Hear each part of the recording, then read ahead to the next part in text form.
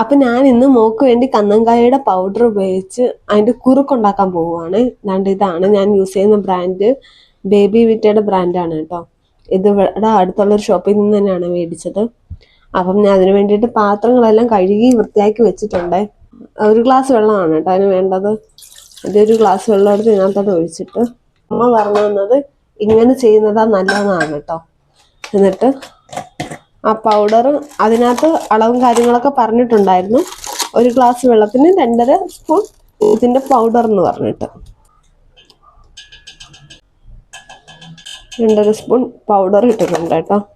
ഇനി ഇത് ഡയറക്റ്റ് അടുപ്പിൽ വെക്കാതെ നന്നായിട്ടൊന്ന് ഇളക്കി ഈ പൗഡറൊക്കെ ആ വെള്ളത്തിൽ മെൽറ്റ് ആവുന്ന രീതിയാക്കി എടുക്കണം കേട്ടോ. അവളിപ്പം ഇന്നലെ മുതലാട്ടോ ഇത് കഴിച്ചു തുടങ്ങിയത്. ട്രൈ ചെയ്തപ്പോൾ അവൾക്ക് അത് ഇഷ്ടപ്പെട്ടു. അവൾ നന്നായിട്ട് ഫുള്ളും കുടിച്ചായിരുന്നു. അപ്പം ഇത് തന്നെ കണ്ടിന്യൂസ് ആയിട്ട് കൊടുക്കാമെന്ന് കരുതി. കാരണം ഇത് നല്ല ഹെൽത്തി സാധനമല്ലേ.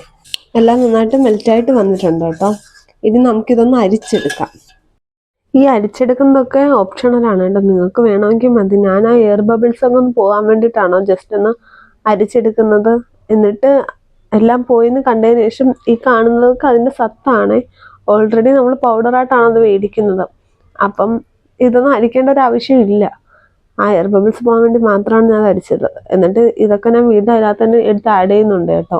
എന്നിട്ട് അടുപ്പ് കത്തിച്ച് അടുപ്പിലോട്ട് വയ്ക്കുവാണ് അത് ചെയ്തത്. എന്നിട്ട് അത് നന്നായിട്ട് ഇളക്കി കൊടുക്കണം കേട്ടോ. ഞാൻ കൈയെടുക്കാതെ തന്നെ ഇളക്കി കേട്ടോ. ചിലപ്പോൾ അടി പിടിച്ചാലൊന്ന് കരുതിയിട്ടാണ്. ഇപ്പം ഇത് ഒരുവിധം കുറുക്കി വന്നിട്ടുണ്ട് കേട്ടോ. അതിൻ്റെ കളറിനൊക്കെ ചേഞ്ചായി കുറച്ച് ടൈറ്റ് ആയിട്ടുണ്ട്. പക്ഷെ തിളച്ചിട്ടില്ല ഇതുവരെ. പക്ഷെ തിളച്ചിട്ടൊന്നുമില്ല ഇതുവരെ. ഞാൻ അന്നേരവും കൈ ഇളക്കാതെ നന്നായിട്ട് തന്നെ ഇളക്കി കൊടുക്കുന്നുണ്ടായിരുന്നു കേട്ടോ. ഇപ്പം ഇത് ചെറുതായിട്ടൊന്ന് തിളച്ച് വന്നിട്ടുണ്ട് കേട്ടോ. മുമ്പത്തേക്കാളും വെള്ളമൊക്കെ വറ്റി ഇച്ചിരി നന്നായിട്ട് കുറുകിയിട്ടൊക്കെ ഉണ്ടത്. ഇനി ഇതിനകത്തോട്ട് ശർക്കരയാണ് കേട്ടോ ചേർക്കുന്നത്. ഈ ശർക്കര ഇന്നലെ അമ്മ മെനക്കെട്ടിരുന്ന് ഇടിച്ച് പൊട്ടിച്ച് കുപ്പിയിലാക്കിയതാണ് കേട്ടോ. അത് കുറച്ച് കട്ടയോടെ ഇടാതെ കുറച്ച് പൊടിച്ചിടുന്നതായിരിക്കും കേട്ടോ നല്ലതെങ്കിൽ പെട്ടെന്ന് തന്നെ മെൽറ്റായിട്ട് വരും. ഞാൻ അതിൽ കിടന്നതൊക്കെ കട്ട കണക്ക് തന്നെയാണ് കേട്ടോ അതിനകത്ത് എടുത്തിട്ടത്. അതുകൊണ്ട് എനിക്ക് കുറച്ച് ടൈം എടുത്തായിരുന്നു അത് മെൽറ്റായിക്കെ കിട്ടാൻ വേണ്ടിയിട്ടേ. പിന്നെ ഈ ശർക്കര ചേർക്കുന്നത് മധുരത്തിന് വേണ്ടിയിട്ടാണ് കേട്ടോ. ആ പാക്കേജിനകത്ത് പഞ്ചസാരയോ ഉപ്പോ ഇടാനാണ് എഴുതിയിരുന്നത്. പക്ഷെ 1 വയസ്സ് വരെയുള്ള പിള്ളേർക്ക് പഞ്ചസാര ഉപ്പൊന്നും ഇടാൻ പാടില്ലെന്നല്ലേ. അതുകൊണ്ട് ഞങ്ങൾ ഇതായി കാണുന്നതാണ് എൻ്റെ കൺസിസ്റ്റൻസി. അപ്പോൾ വീഡിയോ ഇഷ്ടപ്പെട്ടാൽ ലൈക്കും ഷെയറും സബ്സ്ക്രൈബും ഒന്നും മറക്കണ്ട.